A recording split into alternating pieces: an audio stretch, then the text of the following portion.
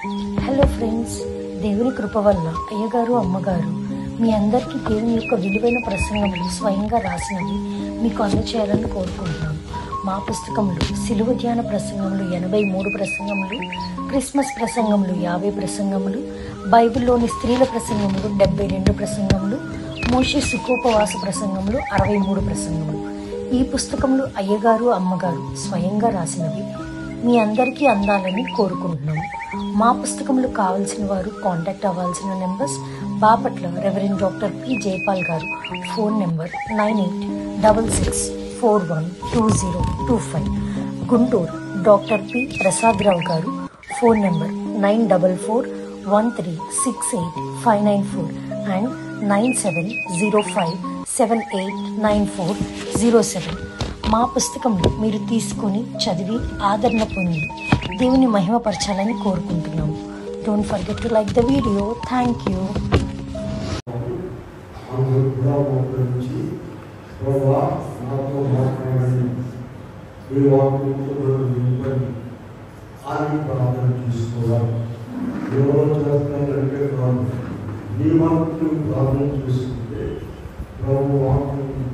మీలో వీళ్ళు భద్రపరిచేటువంటి అందరికీ ప్రార్థిస్తారు. ప్రేమలో ఆరాధనలో నడిపించింది. ఇదిగోని మాట నిర్వహించుకున్నాను. నాకు మాట మీరు మీ ఆత్మ ద్వారా మాట్లాడారు. యేసు నామమున వేడుకుని ప్రార్థిస్తున్నాము. పరిశుద్ధాత్మను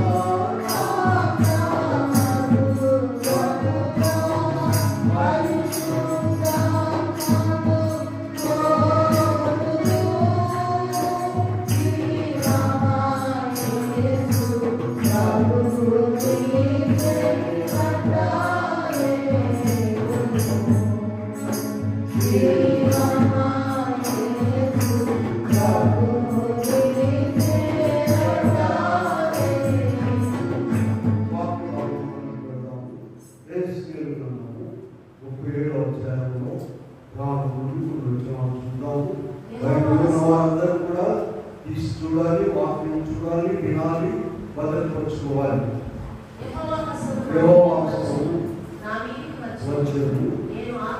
ఆత్మ వస్తుందని ఉండగా లోయలో నన్ను తీసుకెళ్ళి ఇటు వరకు నడిపిస్తున్నాను. అవి కూడా బ్రతుకు కావాలని నాకు అడగ ప్రియమైన దేవుని బిడ్డలారా, ప్రభు నామమున ఉపవాసమాలను దేవుని కలలకు అనుగ్రహించునుగా. ఆమేన్. ప్రార్థన చేసిన తర్వాత వాక్కు వినేటప్పుడు 4 మాటలు భద్రపరుచుకుని వెళ్ళాలండి. లేకపోతే ఉపయోగం లేదు. ఏం చెప్తున్నారో జాగ్రత్తగా వినాలి. మా ఇంట్లో ఒక ఆయన ఎదుర్కొన్నాడండి. బ్యాంక్ స్టేట్ బ్యాంక్ పనిచేస్తాడు. ఆయన ఏం చెప్పాడంటే, అయ్యా 3 రోజులు మా ఊళ్ళో మీటింగ్ జరిగింది, అదిరిపోయింది, అదే పని చెప్పారు, చాలా మంచిదయ్యా. ఏం చెప్పారు? ఒక మాట చెప్పాయి. అదే ఒక మాట చెప్పాడు. ఒక ఆయన అన్నం తింటే ప్రార్థన చేస్తాడంట, ప్రభా నా గాత్రం వేసుకోవాలని అనుకుంటున్నాను. అమ్మా 3 రోజులు మీటింగ్లో నేర్చుకునేది చెప్పండి, ప్రభా నా గాత్రము వేసుకోవాలి. చక్కగా కలిసి తిన్నాం నిజమవుతుంది. ఆ మాట 3 రోజులు మీటింగ్లో ఆ మాట పట్టుకుంటాడు. జాగ్రత్త, ఎంత వృధా ప్రయాసం కాదు, పనికిరాని కార్యక్రమం కాదు బిడ్డ. ఒక్క మాట భద్రపరుచుకుని వెళ్ళాలి.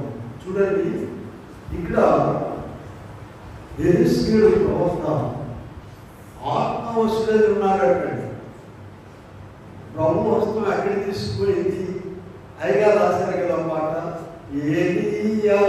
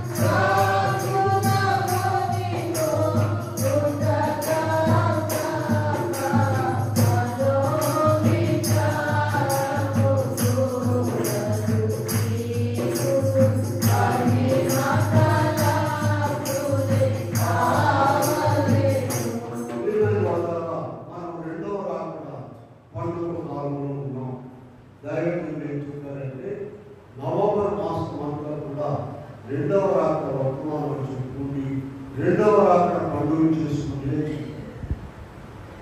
కనుక ఇక్కడ మనము 2వ రాత్ర వర్తమానం వింటున్నాం. 2వ రాత్ర వర్తమానం వింటూ ఎక్కడికి వెళ్ళాము? యేసుకేలు గారి లోయలు కానీ తీసుకెళ్ళిన లోయ దగ్గరికి వెళ్తున్నాం. జాగ్రత్తగా ఆలోచిద్దాం. ఇక్కడ దేవుడు ఏమన్నాడంటే చెప్పండి, ఎముకలు ఎలా ఉన్నాయండి? పచ్చిగా లేవు, వాక్యంలో ఉన్నాయండి, ఎండిపోయి ఉన్నాయి. అప్పుడు ప్రభు ఏమడిగాడు? నరపుత్రుడా, ఎండిపోయి ఎముకలు బ్రతకగలవా? కూర్చుంటాడు. ఈ ప్రశ్న మనల్ని అడిగితే ఏం చెప్తామా? నో, బతకడానికి అంతేనమ్మా. ఈ ప్రశ్న మనల్ని అడిగాడు దేవుడు.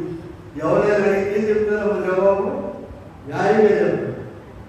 నో, అసలు బతుకుతూ ఉన్నప్పుడు నువ్వు పర్మిషన్ బతకడానికి వీలేదు. ఎందుకంటే వీలేదు, ఎండిపోయింది. చూడండి, భక్తునికి మనకున్న తేడా ఏంటో చూడండి. దేవుడు అడిగాడు, ఆయన జవాబు ఏంటో చూడండి. నీ బయటలో చూడు, ఆయన జవాబు ఏం చెప్తున్నారు? ఏం కాదు ప్రభా, అది నీకే తెలియదు ఎంత స్థాయిలో దిగిపోయాడు. చూడండి, యేసుకే గారి భక్తి ఎంత పెరిగిపోయింది. ప్రభా నీకే తెలుసు, వెంటనే బ్రతికిస్తాడు ఆయన. ఇలా ఇక్కడ మనం గమనించవలసిన విషయం ఏంటంటే, నేను ఆత్మవశుడై ఉండగా ఆత్మవశులో ఉన్నాడు.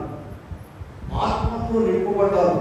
ఏలియా, యేసుకేలు, వీళ్ళందరూ కూడా మనుషులు చూడండి శరీర వశంలో ఉంటారు, లోక వశంలో ఉంటారు, సాతాను వశంలో ఉంటారు, దేవుని ఆత్మ వశంలో ఉంటారు. లోక వశంలో ఉంటారు. లోకం కనుక ప్రత్యేకం ఆడేమనుకుంటారు, వీడేమనుకుంటారు. దేవుడు ఏమనుకుంటాడు అనేది అనవసరం. ఈ బాధ అయిపోయింది. శరీర కార్యాలు 5:19 ఒక లిస్ట్ ఉందండి. ఆ శరీర కార్యాలకు నిండిపోయి శరీర వశంలో ఉండిపోతారు. శరీరం కూర్చోమంటే కూర్చోవాలి, లేవమంటే లేవాలి, గుంజి తీయమంటే తీయాలి. మీరారా ఏ వశంలో ఉంటారంటున్నాము? లోక వశంలో ఉంటారు, శరీర వశంలో ఉంటారు, సాతాన వశంలో ఉంటారు. ఇటువంటి వారిని దేవుని ఆత్మ వశంలోనికి రావాలి. అప్పుడు మనం ఎగిరి వెళ్ళడానికి వీలవుతుంది. ఏలియా గారు మొదటి రోజు 18 అధ్యాయంలో 46వ వచనంలో చూస్తే మేఘాలు పట్టుకొస్తున్నాయి, 3.5 సంవత్సరాలు వర్షం లేదు, భయంకరమైన వర్షం రాబోతుంది. ఆహాబు రాజు రథం సిద్ధం చేసుకున్నాడు, ఆయన రథం మీద నిలబడి అర్థమవుతుందా అని చెప్పాడు. ఏలియా గారు ఏం చేశాడమ్మా? ఆయన కంటే ముందుగా వెళ్ళిపోయాడు. ఎట్లా వెళ్ళాడు చెప్పండి? ఆత్మవశంలో ఉన్నాడు. రాజుగారు ఈయన రథం ఎక్కమనలేదు, ఎక్కమంటే రాజుగారు దిగైనా పంపిస్తాడు. భక్తులన్నీ ప్రవక్తులని అంత భయం వాడు. ఈయనకి ఆ రథంతో పని లేదు. ఎవరికి? ఏలియా గారికి ఆ రథంతో పని లేదు. ఆయన రథాలు ఆయనకు ఉన్నాయి. చివరికి మనం చూస్తే 2వ రాజుల గ్రంథంలో 2:11 అసలైన ప్రయాణం చేసేసారు. ఇంకా వారు వెళుతుండగా ఎలీషా ఇద్దరు కూడా వెళుతున్నారు, ప్రవక్త శిష్యుడు. ఏమైంది? 2వ అధ్యాయం 11 వెళుతుండగా నీవు అగ్ని రథమును కనబడి వేరు చేసాము. అప్పుడు ఏలియా సుడిగాలి చేత ఆకాశంలోకి. ఇంకొకటి చూద్దాం. మనం 3 విషయాలు పాడుకున్నాం కదా. ఏలియా, యేసయ్య, ఫిలిప్ సంగతి చూద్దాం. అపోస్తలుల కార్యములు 8వ అధ్యాయంలో 39వ వచనంలో మనం చూసినట్లయితే ఇక్కడ ప్రభు ఆత్మ ఫిలిప్పును కొనిపోయాడు. వీళ్ళ నపుంసకుడు ఆయన వేరే దేశం నుండి యెరూషలేము ఆరాధనకు చేరుతున్నాడండి. ఆయన ఫైనాన్స్ మినిస్టర్, ఇథియోపియా కంట్రీ ఆర్థిక శాఖ మంత్రి. యెరూషలేము రథం మీద నుంచి వాక్యం విని ఇంకా ఎడుతూ దారిలో కూడా వాక్యం చదువుకుంటున్నాడు. ఆయనకున్న ఆసక్తిని బట్టి ప్రభు ఏం చెప్పాడంటే, ఫిలిప్ గారిని నువ్వు త్వరగా వెళ్ళి రథం కలుసుకొని ఆయన దేవుడు వాక్యం చెప్పమని చెప్పాడు. ఎట్లా వెళ్ళాడు ఆయన? ఫిలిప్ గారు రథం అంటే కురాలు, గవర్నమెంట్ కురాలైన మామూలు వాటి నుండి ముందెళ్ళిపోయి కలిసి ఏమడిగాడంటే, మీరు బాగా చదువుకుంటే అయ్యా నువ్వు చదివేది నీకు అర్థమవుతుందని చెప్పి, అయ్యా నాకెట్లా అర్థమని ఎవరన్నా చెప్పకపోతే అని సరే రమ్మని రథం మీద కూర్చోబెట్టుకుని వాక్యం చెప్పాడని తెలుసుకోవాలి. నీళ్లు చేసింది అక్కడ దారి. నీళ్లు రాగానే ఈ ఫైనాన్స్ మినిస్టర్ ఏమంటున్నాడు చూడండి, ఇదిగో నీళ్లు, ఇదిగో నీళ్లు కనపడ్డాయి అంతే. వాక్యం విన్నాడు, నీళ్లు కనపడ్డాయి. మన వాడు కొంతమంది ఉన్నారు, నీళ్లు కనపడి నిప్పులు కనపడి వాక్యం 20 ఏళ్ళ నింపు బాప్తిసం తీసుకోండి. ఈరోజు ముహూర్తం పెట్టడం దాకా ఆగాలమ్మా. యేసు ప్రభు కూడా ఆగారు. ఏమా యేసు ప్రభు బాప్తిసం తీసుకున్నాడు, యేసు ప్రభు బాప్తిసం ఇచ్చాడు. ఇక్కడ మన వాడు మాత్రము వాక్యం వింటారు, చాలా భక్తిగా ఉంటారు, భయపడుతుంది. కానీ ఏం తీసుకున్నామా? బాప్తిసం తీసుకోండి. ఇప్పుడు మన పాయింట్ నీళ్ళలో బాప్తిసం ఇచ్చేసాడు ఆయనకు. ఇప్పుడు చదవండి 8:39 నీళ్ళ నుండి వెడలి వచ్చినప్పుడు ప్రభు ఆత్మ ఫిలిప్పును కొనిపోయాడు. తర్వాత కొంచెం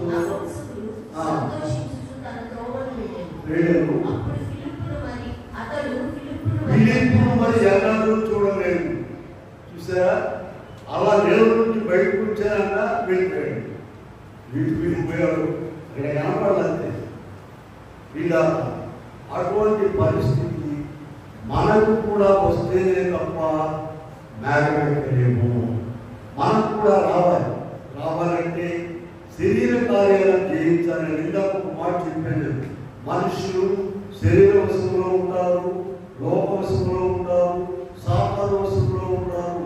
వీటన్నిటిని వదిలించుకొని మనము దేవుని ఆత్మవశంలో ఉండాలి.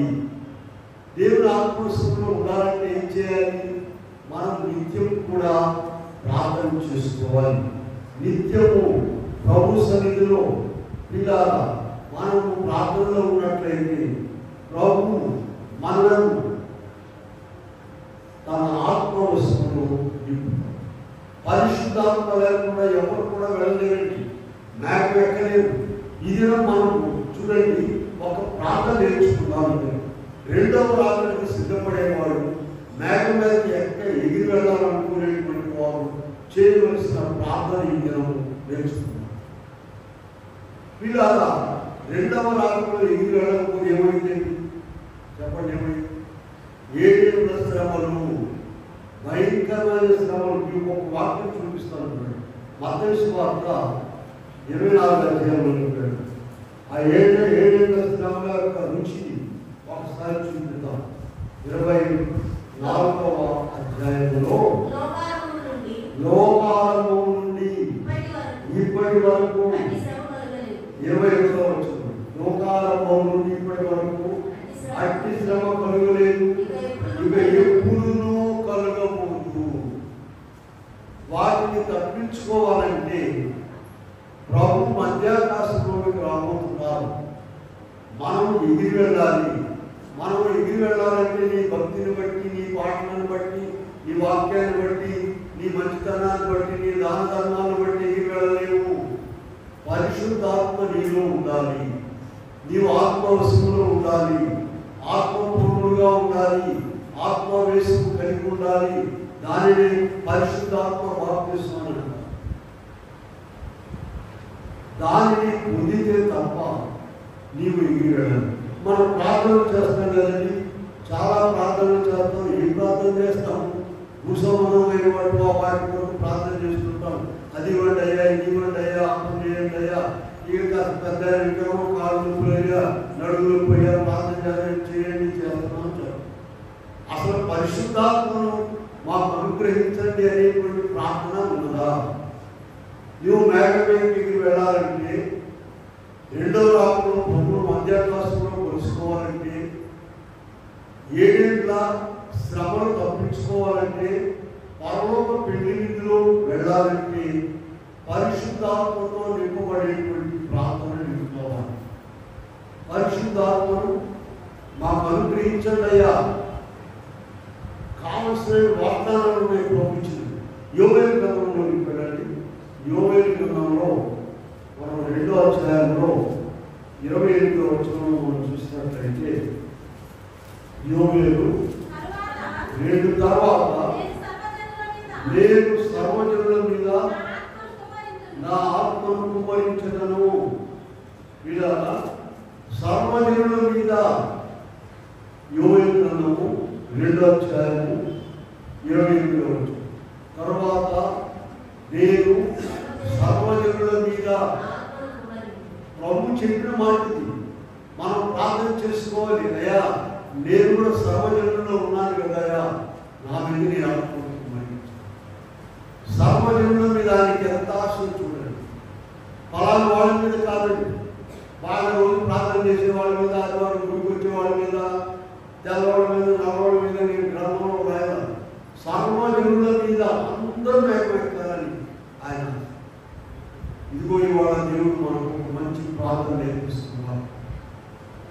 పెళ్లి కుమార్తెలో మేక మీదకి ఎక్కాలంటే యోవేలు గ్రంథంలో ఉంది కదా, పెళ్లి కుమార్తె ఎక్కడి నుంచి రావాలి చదవండి. పెళ్లి కుమార్తె 2:16 పెళ్లి కుమారుడు అంతఃపురములో నుండి, పెళ్లి కుమార్తె గదిలో నుండి రావాలను. ప్రార్థన చేసుకుని 2 పూట్ల 3 పూట్ల చెప్తున్నాను చూసారా, అదే గది ప్రార్థన. ఎవరైతే 2 పూట్ల 3 పూట్ల గదిలో సిద్ధపడతారో, ఎవరైనా ఆలోచండి, మేము ఒక గదిలో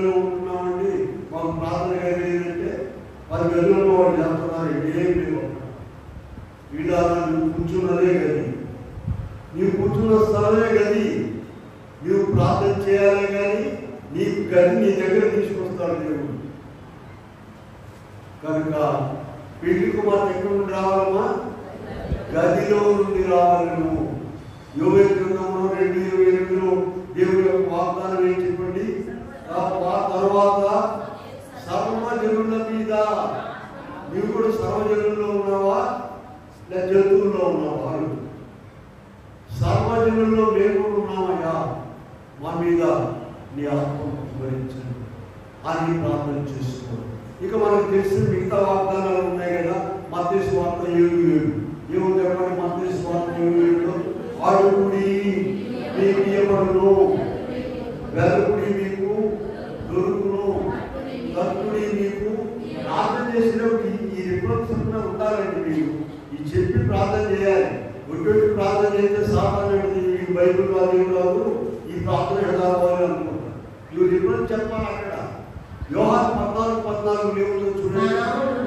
నా నామమున మీరు 14:14 యోహాను 7:7 అన్ని కూడా తేలిక గుర్తుపెట్టుకోవడం. మత్తయి సువార్త 7:7 యోహాను 14:14. ఇది ఎత్తి మనం ప్రార్థన చేసుకోవాలి. ప్రభువా నీ ఆత్మతో నన్ను నింపండి. ఇప్పటి వరకు మనం చేసే ప్రార్థనలను పక్కన పెట్టండి. మరి ఎట్లా ఉండాలి? అది పక్కన పెట్టి ఎట్లా కుదురుతుంది? మరి ఇది లేకపోతే ఎట్లా? మత్తయి సువార్త 24 అధ్యాయంలో మనం 6వ అధ్యాయం చూడండి. 6వ అధ్యాయం చూస్తే ప్రభు చెప్పారు 33 ఒకసారి చూడండి. మత్తయి సువార్త 6:30. కాబట్టి మీరు ఆయన రాజ్యమును నీతిని మొదట వెతకండి, అప్పుడవన్నీ మీకు. అసలు ఈ ప్రార్థన చేయనక్కర్లేదండి.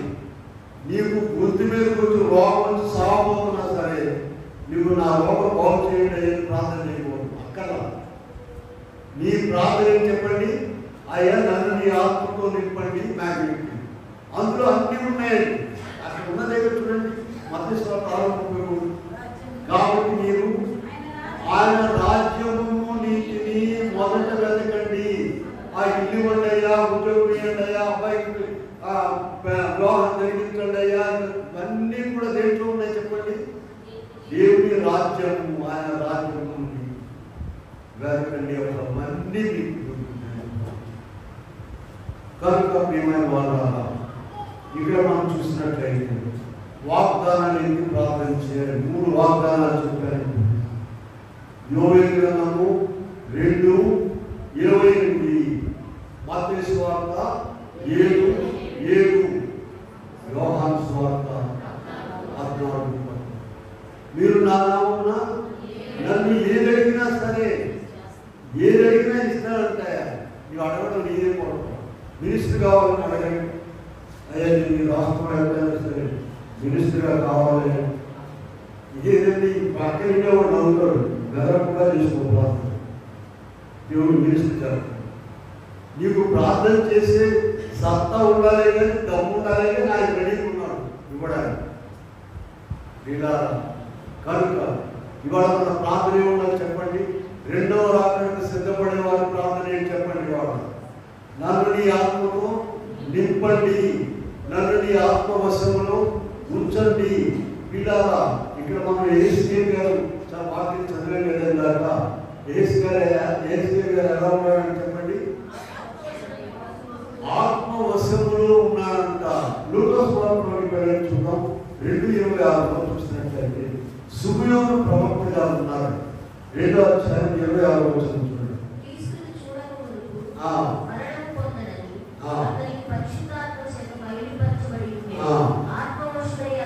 ఆత్మవశుడై దేవాలయంలోనికి వచ్చాడు. ఆత్మవశుడై దేవాలయంలోనికి వచ్చాడు. ఇలా సాధారణ వశంలో ఉండకూడదు, లోక వశంలో ఉండకూడదు, శరీర వశంలో ఉండకూడదు. ఏ శరీరం? పక్కన శరీరం కాదు, మన శరీరం. 3 శత్రువులు ఉన్నాయండి. మనము పరలోక రాజ్యానికి వెళ్ళకుండా చేసే 3 శత్రువులు ఉన్నాయి. 3 శత్రువుల్లో ప్రథమ శత్రువు మానవ శరీరము, తర్వాత లోకము, చూడండి, ఎవరి కాలంలో ఇక అలవి కాదు, ఎవరి కాలంలో దూసుకుపోతూ ఉంటారు. ఎక్కడ? దేవుళ్ళు కాదు, లోకం దూసుకుపోతూ ఉంటారు. ఇక ముసలివాళ్ళు అయ్యేసరికి ఇప్పుడు అవసరాలు కాదు. ప్రార్థన చేయాలంటే మోకాళ్ళలో కూర్చోలేము, ఎక్కువసేపు ప్రార్థన చేయలేము, వాక్యం ద్వారా. ఎందుకని? ఇది అక్కడ శోధిస్తుంది, ఇక్కడ కూడా శోధిస్తుంది.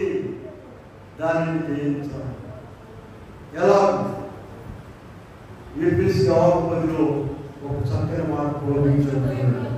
ఎఫెసీ 6:10 తుదకు ప్రభు యొక్క మహాశక్తిని బట్టి ఆయన యందు బలవంతులైనడి. ఆ బలం కావాలండి. ఈ బలం, ఆ బలం ఎక్కడ పొందుతామండి మనం? మేఘం మీద ఎగిరిల్లే బలం ఎక్కడ పొందుతాం? గదిలో.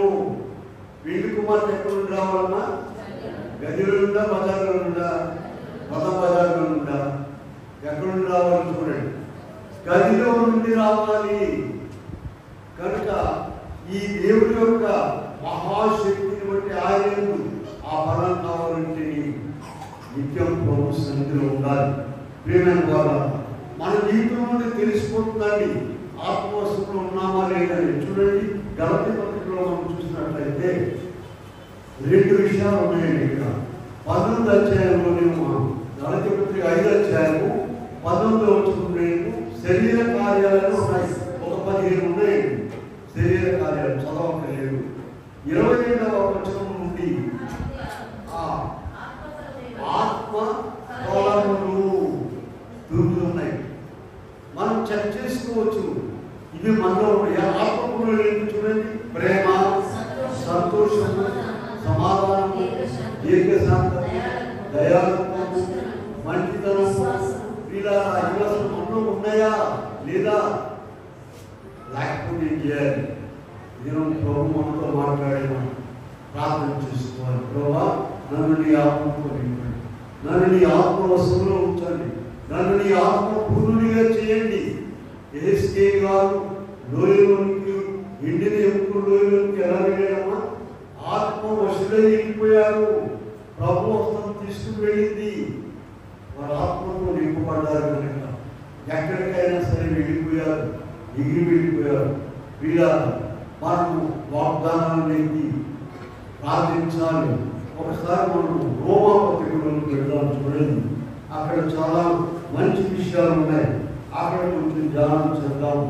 8వ అధ్యాయంలో 5వ వచనం అందరూ కూడా బైబిల్ తీసి చూడండి.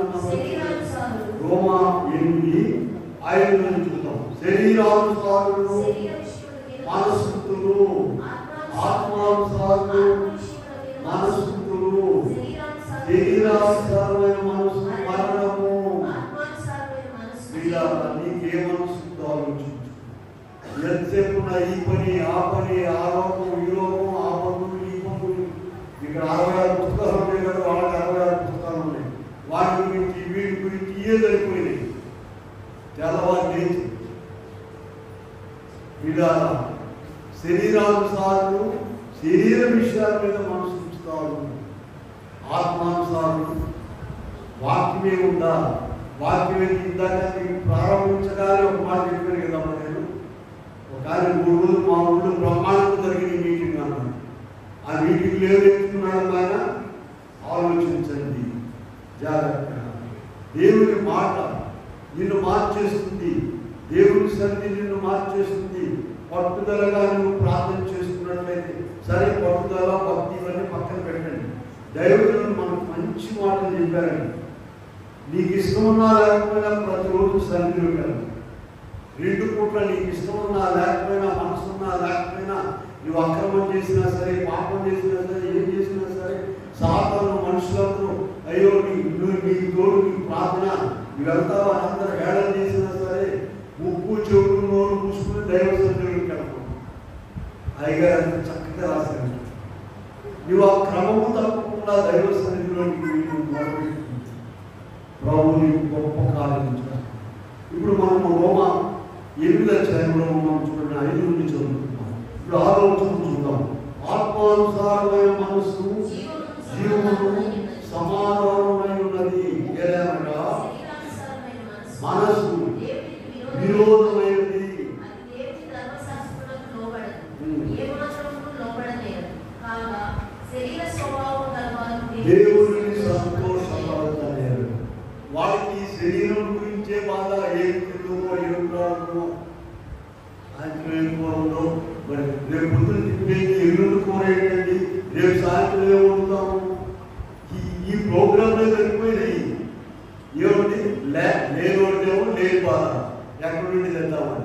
ఉన్నవాడిదేమో పూర్వకాలం అండి పల్లెలు పనులకి వెళ్తారు కదా, చాలా కరువులో ఉండేవాడు. వాళ్ళ డైలాగ్ చెప్తారు చూడండి. పొయ్యి మీద ఉంటేనే పొయ్యి కింద లేవు, పొయ్యి కింద ఉంటేనే ఇదే డైలాగ్ అర్థమైంది మీకు. ఒక్కోసారి పొలం చాలా ఉంటాయి కానీ బియ్యం ఉండవు, ఒక్కోసారి బియ్యం ఉంటాయి కానీ ఆ దాటకి మీ ఇంటి దాటకి 4 బియ్యం ఉంటారు తర్వాత ఉంటాము. వీళ్ళారా ఇటువంటి పరిస్థితులు ప్రభు సన్నిధిలో ఉన్నట్లయితే, ప్రభువులో ఉన్నట్లయితే నీకు శరీర బాధలు ఉండవని. ఏదైనా సరే 100 ఇబ్బందులు ఉన్నా సరే పక్కన పెట్టేసి అయినా సరే కదా, నీ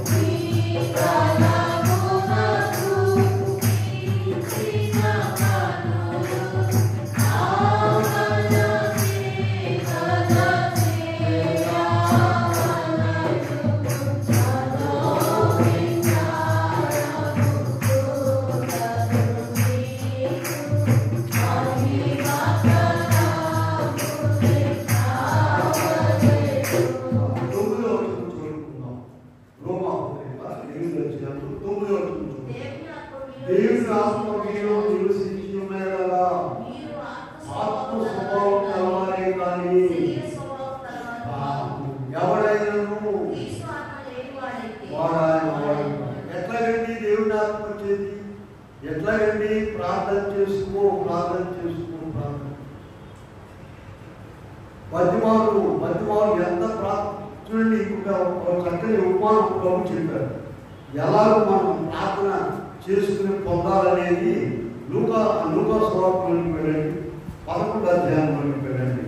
ప్రభు అక్కడ ఉపమానం, చక్కని ఉపమానం చెప్పారు. పరిశుద్ధాత్మ పొందడానికి 11వ అధ్యాయంలో 5 నుంచి చూద్దాం. మరియు ఆయన ఆత్మీయులను ఒక స్నేహితులుండగా అర్ధరాత్రి వేళ వెళ్ళి బదులిము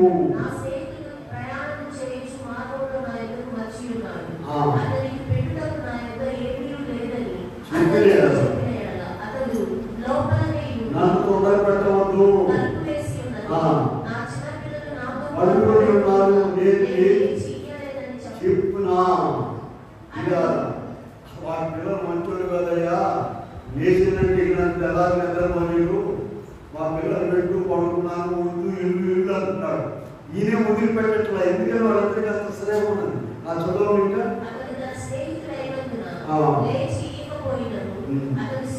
సిగ్గుమారి మాటి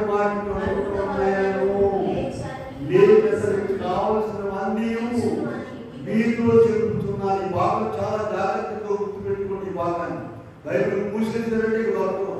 దానిలో రాసుకోవడం లేదుగా ఓటు పని అయిపోయింది. మూసేసారంటే దొరకదు. నీవు ఎలా పరిశుద్ధాత్మను పొందాలని ఇక్కడ ఉన్నాను చూడండి. ఇప్పుడేం చెప్తున్నారు చూడండి. అటువలే నీవు నీకేమడు తట్టునే నీకు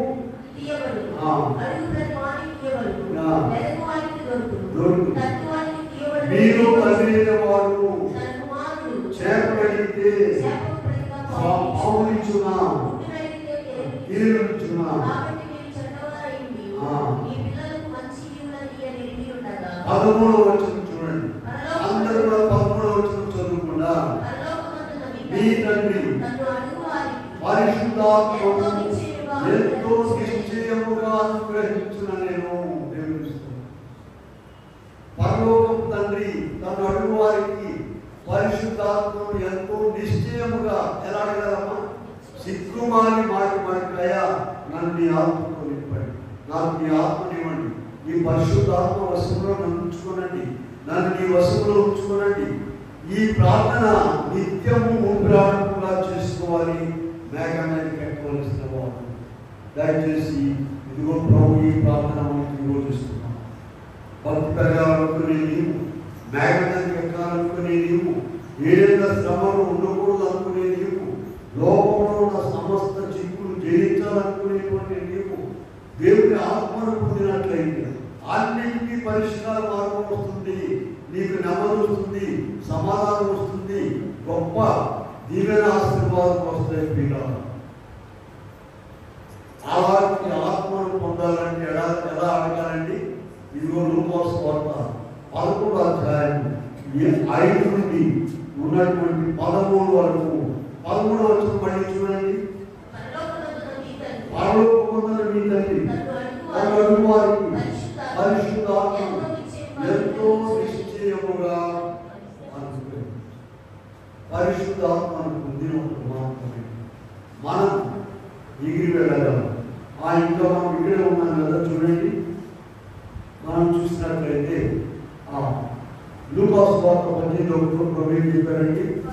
విసుగక నిత్యము ప్రార్థించమని చెప్పారు.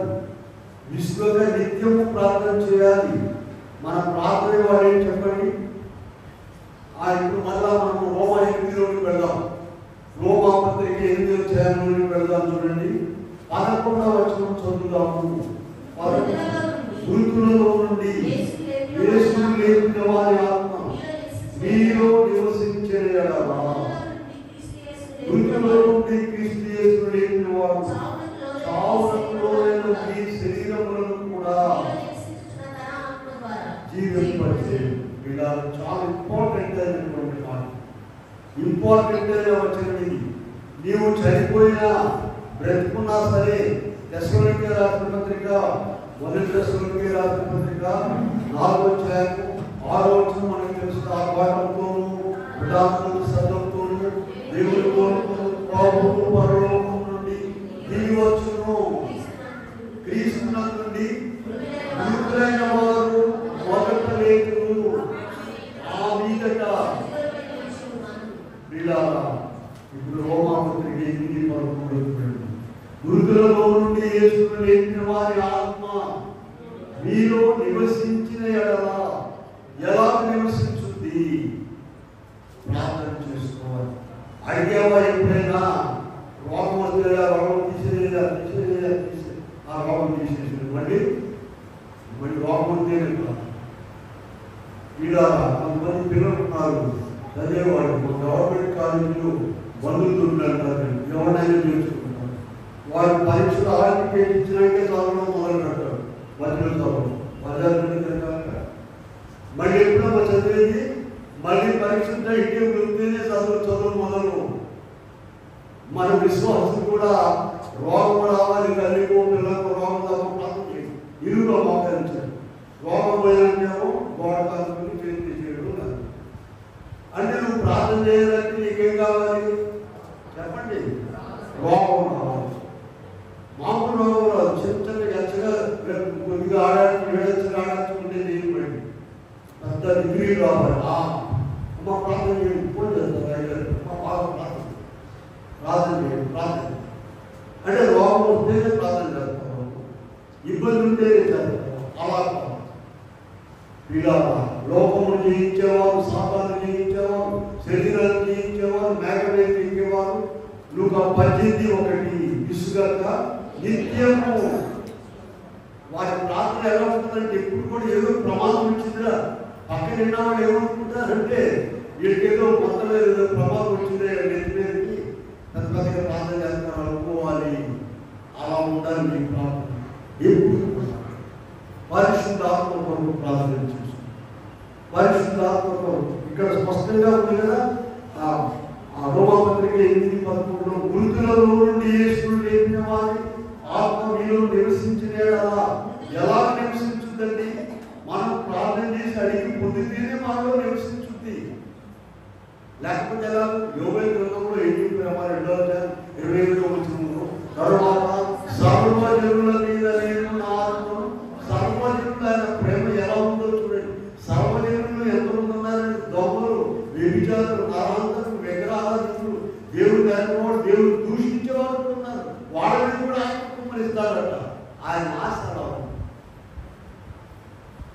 మేము ప్రార్థన చేస్తున్నాం.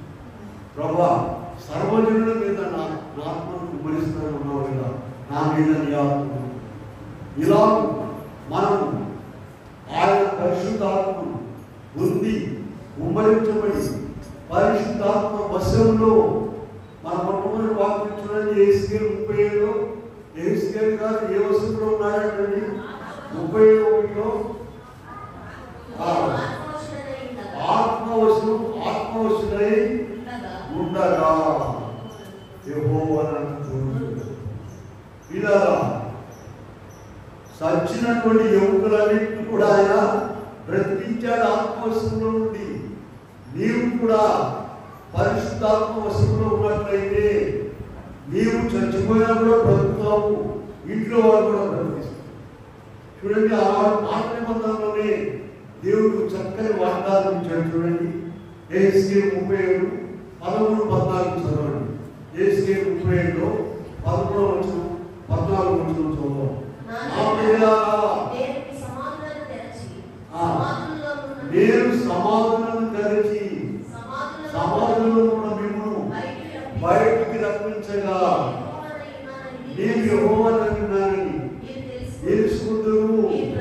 మీరు బ్రతుకున్నట్లు నా ఆత్మను ఎవరి దేనికంటే బ్రతుకున్నట్లు చచ్చిపోయినట్లు లోకంలో జీవించి ఉండి చచ్చిపోయిన వాడు ఉన్నారు. మర్చిపోవాలని చాలాసార్లు మీకు రిఫరెన్స్ చూపించాను నేను. వాళ్ళు తింటున్నారు, తిరుగుతున్నారు, అది చేస్తున్నారు, కానీ వాళ్ళు చనిపోయిన వారు. వీళ్ళ దేవుని ఆత్మ నీలో ఉంచినట్లయింది. ఎలా ఉంటుందండి దేవుని ఆత్మలో? ఎలా ఉంటుందమ్మా చెప్పండి. ఇదే నేర్చుకున్నాం. ప్రార్థన చేయాలి. పోతాక ప్రభా నన్ను ఆత్మతో లేకపోయి నన్ను ఆత్మస్తులు ఉంచాడు, ఆత్మపూర్ణులుగా చేయండి అని ఎవరైతే ఎలా మొదలుపెట్టాలి? లూకాసు వార్త 11వ అధ్యాయంలో ఉపమానం ప్రభు చెప్పిన మాట చూపించాను నేను. 5 మంది 2 స్నేహితులు ఉన్నారు. ఆయన ఏమడుగుతున్నాడు? సిగ్గుమాలి మాటి వాడి గంటలు అసలు పోరాడు వెళ్ళ ఫ్రెండ్షిప్ అలా అప్పుడు వెళ్ళడు. ఫ్రెండ్షిప్ అలా ముందు వెళ్ళడు. మాకు కాలేజీ నుండి ఒక ఆయన ప్రిన్సిపల్ గారు ఒక ఆయన ఉన్నాడు, ఒక్కొక్క ఆయన ఉన్నాడు. మాట్లాడుకుంటున్నాం, హాట్గా మాట్లాడుకుంటే ఈయన ఏం చేశాడంటే అరే పోవడం అన్నాడు ప్రిన్సిపల్.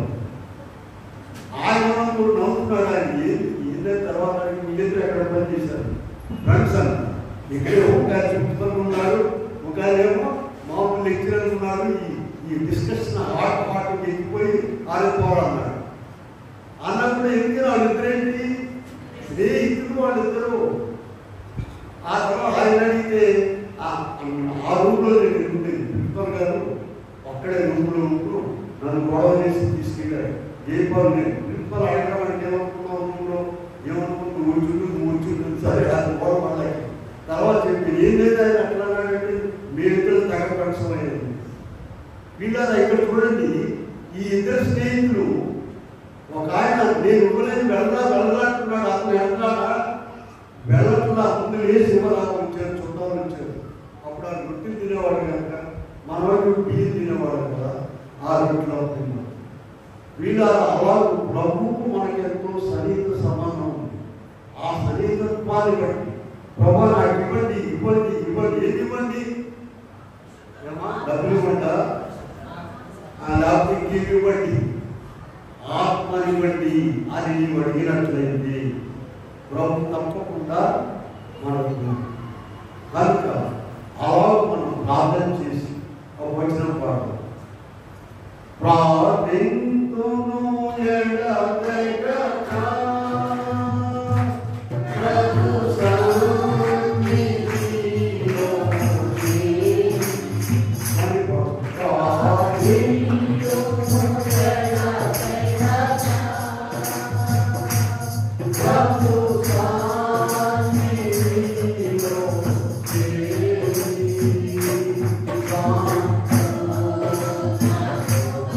అని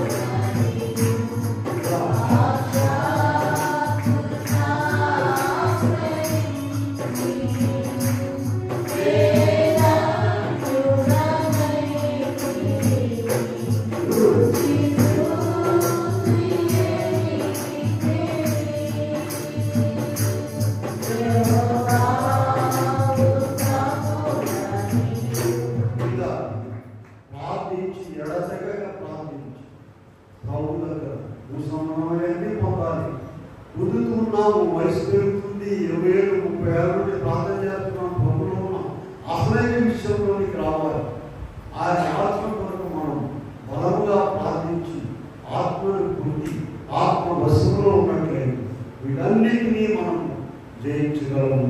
ఆత్మ కృపాదేవుడు మనకు అనుగ్రహించుగాక. ఆమేన్.